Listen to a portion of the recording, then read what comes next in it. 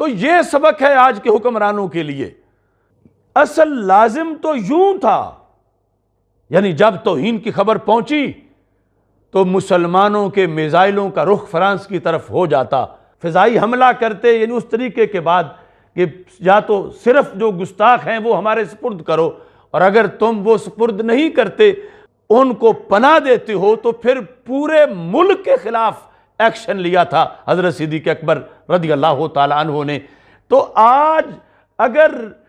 سستی اور کوتاہی اور کمزوری کی بنیاد پر اگر یہ نہیں ہو سکا تو پھر ان کی سفیر کو گود میں بٹھانے کا کیا مطلب ہے؟ خاکے بنا کر توہین امیز جنہوں نے وہاں دیواروں پر لگائے ہوئے ہیں، گاڑیوں پر لگائے ہوئے ہیں، اور اعلانیہ سرکاری طور پر اس کو وہ فریڈم آف سپیچ کہہ رہے ہیں، ہم نے دیکھنا ہے توہین ہوئی،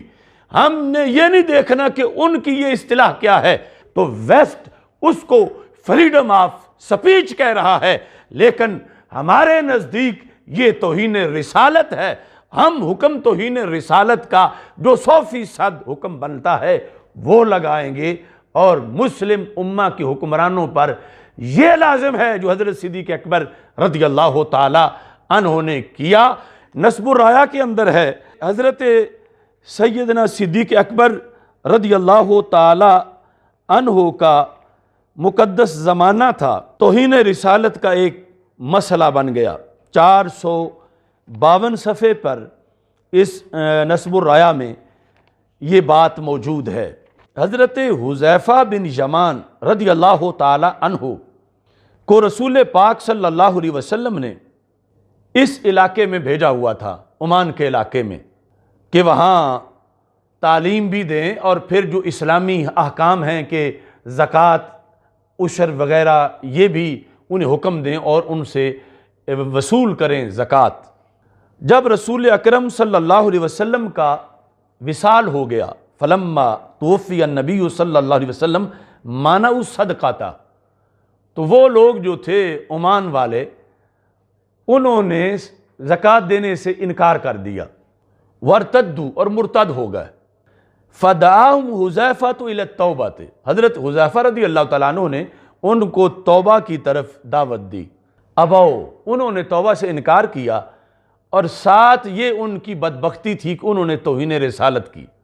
یہاں لفظ ہیں وَأَسْمَعُوهُ شَتْمَ النَّبِيِّ صلی اللہ علیہ وسلم، زکوٰۃ کا انکار بھی کیا اور ساتھ رسول پاک صلی اللہ علیہ وسلم کے بارے میں معاذ اللہ نازیبا لفظ بولے۔ فقال لهم حذیفۃ رضی اللہ تعالی عنہ اسمعونی فی ابی و امی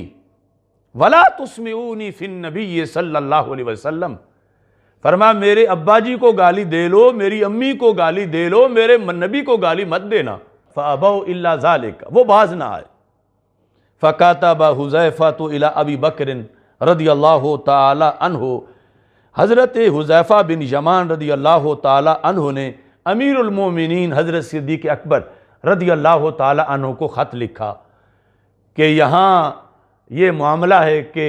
یہاں کے لوگوں نے توہین رسالت کی ہے۔ اب اس وقت کے حالات، اس وقت کی معیشت اور اس وقت اسلام کی عمر،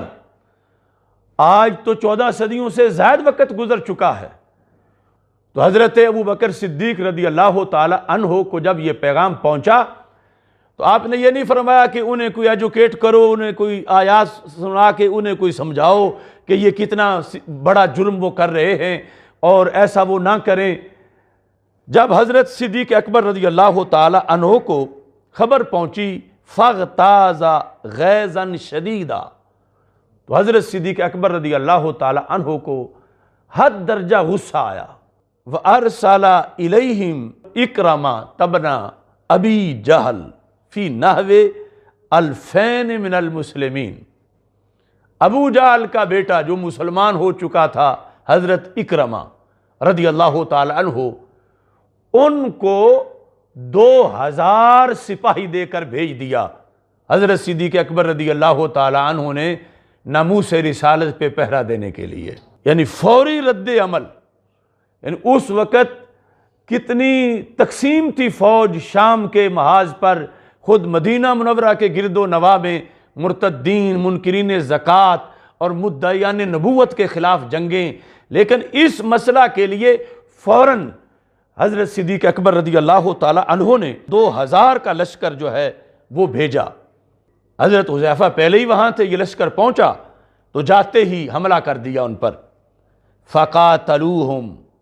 ان کے خلاف جہاد کیا، حتی ہزمہم، یہاں تک کہ انہیں شکست دی، وَدَخَلُوا مَدِينَةَ دُبَّا، یعنی جس کو اب دبئی کہتے ہیں، کہ وہ شکست کھا کے سارے وہ منکرین جو انہوں نے اپنا قلعہ نما شہر بنایا ہوا تھا، شہر سے باہر لڑائی ہوئی، جب وہ شکست ہوئی تو اپنے اس قلعہ نما شہر میں وہ داخل ہو گئے اور اندر سے انہوں نے گیٹ بند کر لیے۔ ان کا یہی تھا کہ یہ دور سے آئے ہوئے لوگ ہیں، بھوکے پیاسے کچھ وقت بیٹھیں گے اور پھر چلے جائیں گے اور ہماری جان چھوٹ جائے گی، چلو جتنے باہر مرے ہیں ہمارے لوگ وہ تو مر گئے، باقی ہم تو بچ جائیں گے۔ تو یہاں الفاظ ہیں حاصرہم المسلمون، مسلمانوں نے اس قلعے کا محاصرہ کیا، 1-2 دن نہیں بیٹھے، نحو شہرن، پورا مہینہ بیٹھے رہے۔ اب جس وقت پورا مہینہ گزرا تو بالآخر وہ تنگ آ گئے، والذین آمنوا اشد حبا للہ، جتنا مسلمان اپنے اللہ اور اللہ کے رسول علیہ السلام سے پیار کرتے ہیں اتنا اور کوئی قوم اپنے مشن سے نہیں کر سکتی۔ تو بالآخر تنگ آ گئے تو انہوں نے کہا کہ ہمارے ساتھ صلح کر لو، اندر سے انہوں نے صلح کا پیغام باہر بھیجا۔ تو فشرط علیہم حذیفۃ ان یخرجوا من المدینۃ عزلا من غیر صلاح، تو حضرت حذیفہ بن یمان رضی اللہ تعالی عنہ نے کہا شرط یہ ہے کہ آپ کو ہم باہر آنے کی اجازت دیتے ہیں، سارے آؤ باہر، مگر غیر مسلح آؤ، کسی کے پاس کوئی اسلحہ نہ ہو، باہر ہم تم سے مذاکرات کرتے ہیں، بات چیت ہوتی ہے، لیکن سارے کے سارے باہر نکلو اور غیر مسلح نکلو۔ ففعلوا، وہ تنگ آئے ہوئے تھے، انہوں نے کہا ٹھیک ہے ہم غیر مسلح باہر آتے ہیں۔ جس وقت وہ باہر نکلے دخل المسلمون حصنہم، تو مسلمان اندر داخل ہو گئے قلعے کے اندر۔ فقاتل اکرمۃ من اشرافہم 100 رجل، تو ان کے سردار جو تھے 100 سردار، ان کے بڑوں میں سے 100 سردار جو ہے وہ حضرت اکرمہ نے قتل کیا، ان کو سبق سکھانے کے لیے کہ کیسے تم نے ہمارے آقا علیہ السلام کو گالی دی۔ 100 سرداروں کو قتل کیا، اور جو ان کے بچے تھے ان کو، عورتوں کو قیدی بنایا، 700 افراد قیدی بنائے اور ان کو قید کر کے حضرت صدیق اکبر رضی اللہ تعالی عنہ کے پاس مدینہ منورہ بھیجا۔ یعنی جو پہلے لڑائی میں مارے گئے قلعے میں داخل ہونے سے پہلے،